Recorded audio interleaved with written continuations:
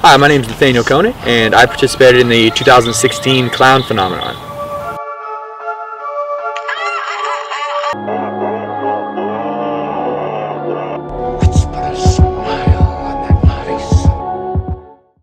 You might say, why clowns? And so there's a lot of theory about clowns, and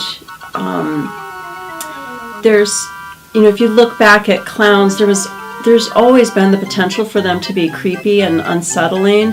Historically, clowns were the figures that violate social taboos. They make people laugh by violating social taboos. And so it isn't just making people laugh, it's also making people feel uncomfortable. For me, it all started with the sightings in Lawrence, probably early 2016. I kind of looked into that, and there was a lot of different videos online and stuff like that were interesting and just kind of looked exciting, so kind of piqued my interest. What you encounter somebody dressed as a clown out there in the world, all of a sudden there's a potential that you're going to have to interact with that clown. And clowns by their nature are kind of creepy, right? They have exaggerated features, like large shoes and a large red nose, and ever since Grimaldi, the face has been painted white.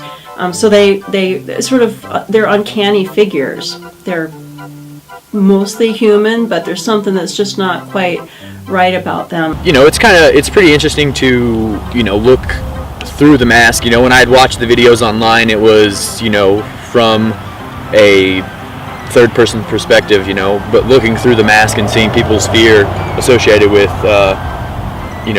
something that you're doing is it's just interesting, it's exciting, something different.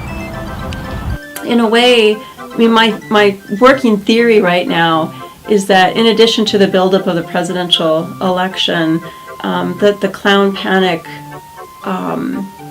manifested as a collective. So we've got the underlying stress, a triggering event, and then collective action, which is where the community rallies around this issue and tries to defend itself. Probably the best scare was actually two maybe early teenagers, maybe 12-year-olds out in the park.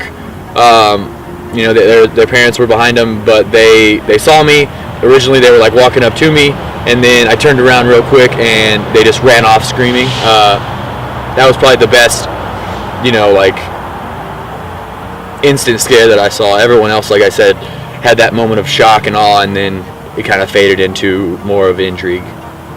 After about a month of that, I did it probably 3 or 4 times. I decided I would try downtown.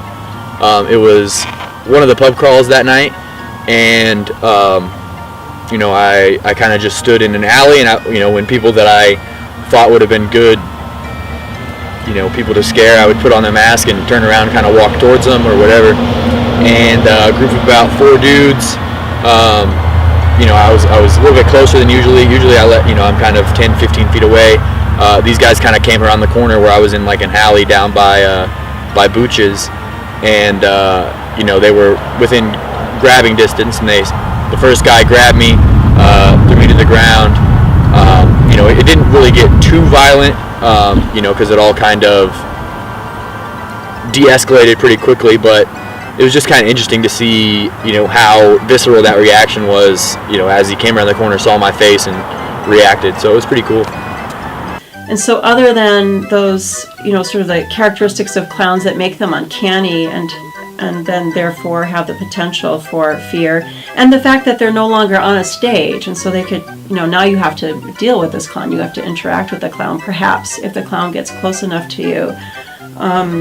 So I actually think that making a connection between the mass shooters and the clown panic makes a lot of sense, because the mass shooters, according to statistics, are mostly coming from within the group, and yet, they just look like normal people.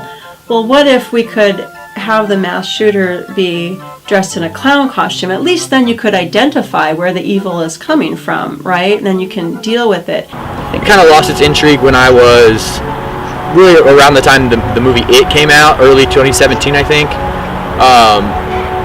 It came out that most of the clown sightings were just kind of publicity for the movie, And after doing it a few times, it had just kind of lost its excitement. So I just kind of, threw the mask in the closet and didn't think about it much.